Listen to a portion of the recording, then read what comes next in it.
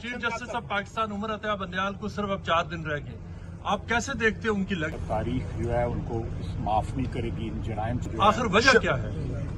Mother in law है। Mother in law.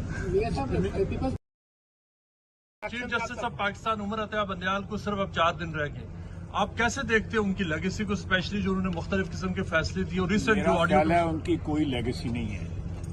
उनकी legacy एक इमरानडू जज की हैसियत से याद की जाएगी और जिस तरह उन्होंने एक बड़ा ब्लेटेंटली जो है इंसाफ को पामाल किया है, मैं समझता हूँ कि तारीख जो है उनको माफ नहीं करेगी इन जराइम से जो उन्होंने हैसियत चीफ जस्टिस के जो आखिर वजह क्या है?